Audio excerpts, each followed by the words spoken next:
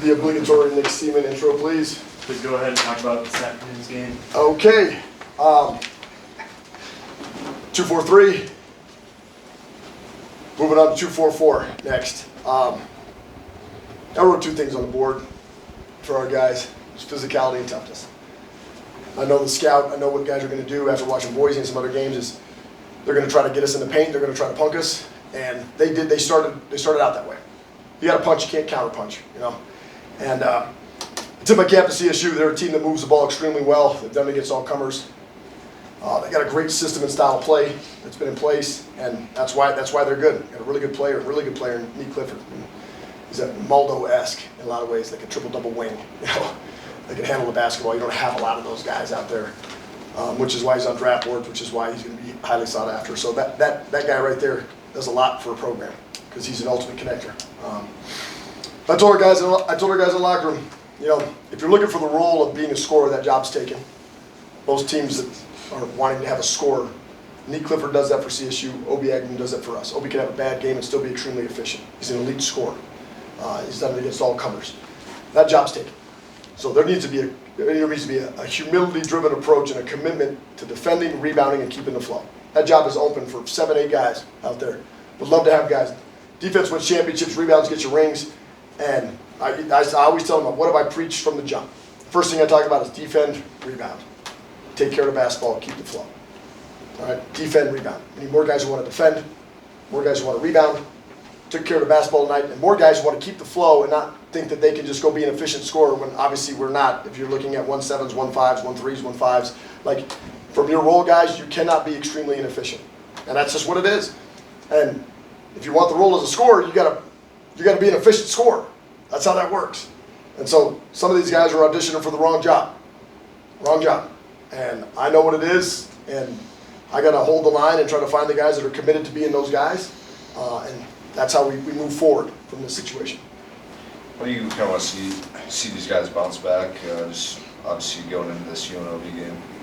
Yeah, I thought it was a good fight in the second half for a stretch right there. We got our way back, but like, look, two things: physicality and toughness. Missed physical finishes, didn't get tough stops.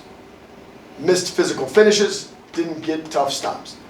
And we're going to have to make physical finishes. We got to finish through physicality. And that's just you got to get tougher, right? And you got to get tough stops. Like, that's just what it is. In those big moments, like, we could go get a rebound, we couldn't get a rebound. Tipped it back out, tap backs. You got to go grab it with 2, and it's got to be yours. You got to go get the dang ball. And you could overcomplicate this stuff at a high level if you want to, but at the end of the day, man, make physical finishes in the paint and get tough stops. And that's what it is. I mean, it wasn't a turnover issue tonight, although I'd like to see a little bit more connectedness from our guys being able to move the basketball. Coach, would you like to see a few more paint touch? I mean, you go 5 from 22 from deep. I'm curious if you'd like to see the ball get inside a little bit more. To be honest with you, no. Like, the metrics tell you, like, you got to shoot more threes, and we got to get more guys that can actually take and make more threes. And but that you don't get to do that if you don't defend.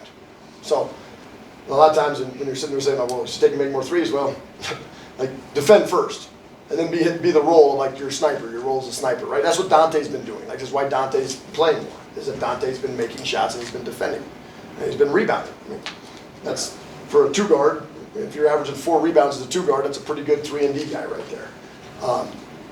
But the paint touches, like when we get paint touches, I want to see paint touch kick out threes or paint touch restricted arc 2s. I do want more paint touches. I don't necessarily mean we need to score in the paint, but the paint touches have to produce great shots. Right. The paint touches have to produce rotations. That's the goal of getting a paint touch in our program, is to either get an easy dump down or a paint touch kick out rotation 3. It's a great question. I'd like to see more paint touch rotation 3s. We shoot way too many non-paint 3s, way too many off the bounce 3s. But that's, once again, role clarity, and that's my job, is to make sure that role clarity is there. What are some of the emotions, I guess, from the guys just in the locker room after a tough rivalry loss? You know, it's a great question. It's funny you ask that, because when Hunter Thompson, Hunter Maldonado were here, and we got swept in COVID year, you could just feel like the angst, because like it had just been passed down to them. It'd been passed down to them, what it meant, you know. And we're losing the passing of the torch, the feelings that are associated with culture. We're losing those. And that's the state that college basketball, college athletics is in, is we're losing those commitments to culture and those passing downs of traditions. You could feel some hurt, but it felt like a loss, right? It didn't feel like a border war loss. It felt like a loss. And that's something that you can't teach. You have to learn how to own, and you have to learn how to pass down. And, you know, I tear up about it in there because, you know, I know like how hard it is to win those games, but also how what it means to the state and the pride that's associated with it. There's so much more than just a basketball game, right?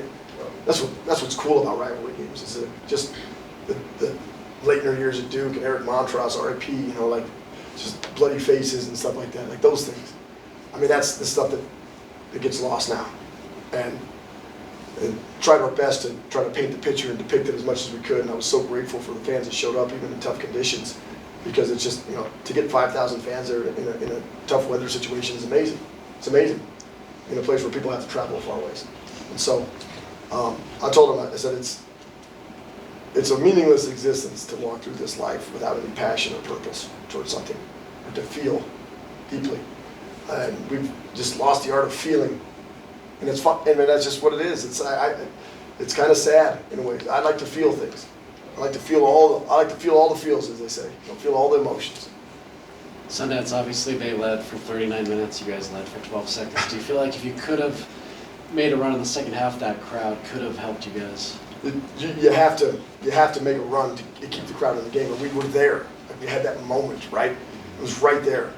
And that's the physical finisher, the tough stop, and that's the one that keeps the crowd in the game, right? And you have those moments of opportunity, and you got to seize them. And that's absolutely, it could have kept them more engaged, more in the game. But credit to CSU, man. They go down there and bang 2 threes. Like, you just need someone in the game has to hit a shot to stretch it or separate it, and they did. Coach, have you ever seen a team be on such a cold streak like you guys have been of late in this last 3-game stretch? Define cold streak. I guess from like shooting, you know, you guys have just been really struggling from behind the arc. Your shooters really haven't been making it outside of Dante and Obi as of late, it feels like. Yeah, I mean, we got some guys that are capable of shooting the basketball, but not a lot of them. Not a lot of them. So that's why we try to play a low possession game. We don't have a team full of spacers out there, guys that can stretch it out there. You have to find.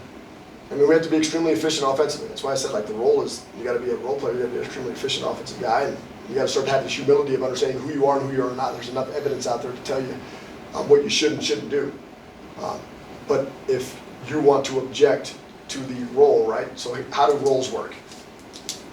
Roles work like this. The first thing you have to do is define. Once you define it, you got to make sure they understand it. Okay?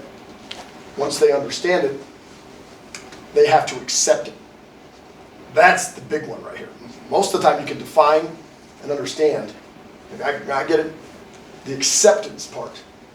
This is great. This is great here. The acceptance part.